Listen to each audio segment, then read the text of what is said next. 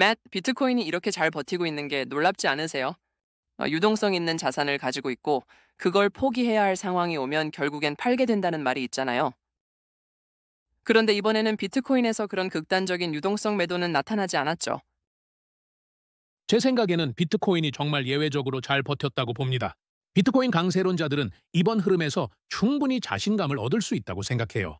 그리고 주식 시장 전반이 안정되는 시기가 온다면 비트코인은 크게 반등할 준비가 되어 있다고 봅니다. 우리가 마지막으로 경제적 혼란을 겪었던 건 코로나 초기였는데 그때 비트코인은 5,000달러, 아니 그 이하까지 떨어졌었죠. 그런데 지금은 8만 달러 얘기를 하고 있어요. 이건 그때의 자산이랑은 완전히 다른 수준입니다. 기관 투자자들의 참여도 훨씬 더 넓어졌고요. 그리고 지금 이 상황이 말해주는 건 시장의 변동성이 한번 안정되기만 하면 비트코인은 다시 사상 최고치를 돌파하고 그 이상으로 올라갈 거라는 겁니다. 제 입장에선 이건 정말 비트코인의 강인함을 보여주는 장면이에요. 암호화폐 전반에 걸쳐 투자할 수 있는 그런 ETF에 대해 어떻게 구상하고 계신가요? 비트코인이 암호화폐 시장에서 가장 큰 존재라는 건 분명하잖아요. 그렇다면 그 ETF는 시가총액 기준으로 구성될까요? 아니면 자산을 동등하게 나누는 방식이 될까요? 그런 분산된 암호화폐 투자가 ETF 구조 안에서는 어떤 모습으로 구현될지 어떻게 생각하고 계신가요? 네, 제 생각엔 시가총액 기준으로 구성하는 게 맞다고 봅니다. 제가 만나는 사람들 대부분이 이런 방식으로 베팅하고 싶어 하거든요.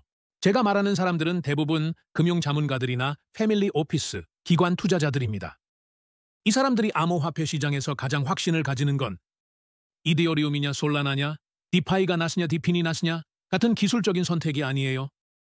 그보다는 암호화폐는 지금보다 미래에 훨씬 더 중요해질 것이다 라는 믿음이죠.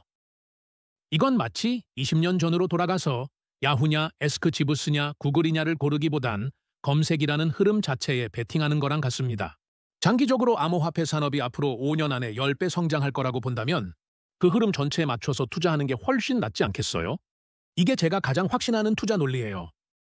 그런 확신을 투자로 표현하고 싶다면 분산된 인덱스 펀드로 해야죠. 저희는 2017년부터 세계 최대 규모의 시가총액 가중 암호화폐 인덱스 펀드를 운영해오고 있습니다. 지금 그 펀드는 약 10억 달러 규모로 운용 중이고 수많은 투자자들의 니즈를 충족시켜왔죠. 그런데 이걸 ETF 구조로 만들고 투자자들이 버튼 하나로 쉽게 암호화폐에 투자할 수 있게 된다면 투자자 입장에서도 큰 기회가 되고 시장에서도 대단한 성공을 거둘 수 있을 거라고 봅니다. 비트코인도 변동성이 크지만 요즘은 통화시장 역시 만만치 않게 출렁이고 있습니다. 이런 관세 전쟁 이후로 몇몇 트레이더들은 엄청난 수준의 변동성에 베팅하고 있고요. 앞으로 어떤 일이 벌어질지 생각해보면 누가 승자가 될지에 대한 불확실성이 굉장히 큽니다. 그리고 그 상황에서 각국 통화들이 어떤 식으로 움직일지도 아무도 장담할 수 없죠.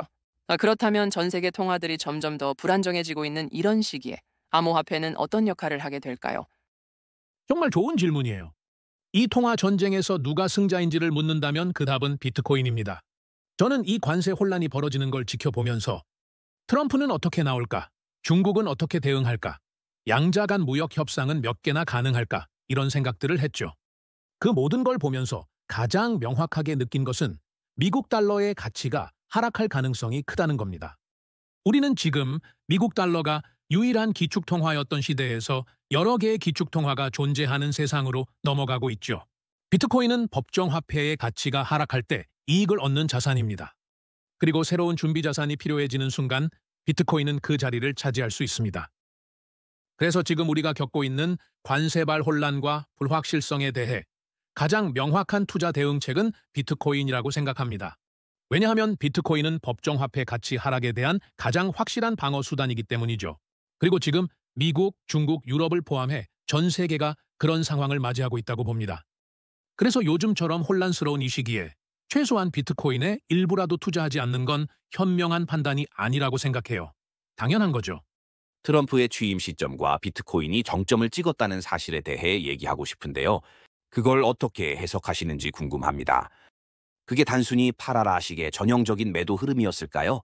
아니면 트럼프가 예상만큼 암호화폐에 우호적이지 않았다는 점에서 시장의 실망감이 반영된 걸까요? 혹은 미국의 규제 환경 자체가 사람들이 기대했던 만큼 암호화폐에 매력적이거나 개방적이지 않다는 점 때문일까요? 저는 암호화폐가 지금까지 꽤 괜찮은 흐름을 보여줬다고 생각합니다. 대선 당일부터 오늘까지의 흐름을 보면 비트코인은 금, 주식, 채권을 모두 크게 앞질렀습니다. 그만큼 성과면에서 탁월한 투자 자산이었죠. 저는 비트코인이 일종의 시장 조기 신호 역할을 해왔다고 봅니다. 늘 시장보다 먼저 움직이며 방향을 이끌어왔어요. 실제로 대선과 취임식 사이 기간 동안 비트코인 가격은 크게 상승했고 그 안에는 많은 긍정적인 기대가 먼저 반영돼 있던 거로 보입니다. 그 기대 중 일부는 현실화됐지만 동시에 시장의 변동성도 함께 나타났죠. 그래서 어느 정도 가격 조정도 있었습니다. 하지만 좀 더 넓은 관점에서, 다시 말해 3만 피트 상공에서 내려다보듯 시장 전체를 보면 여전히 변하지 않는 사실들이 있습니다.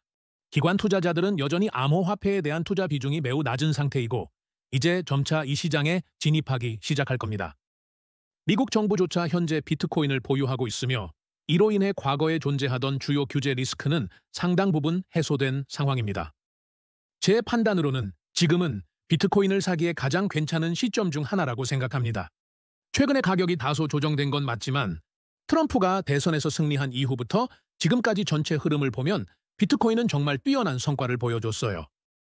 그리고 저는 이 자산의 진짜 전성기는 이제부터라고 생각합니다.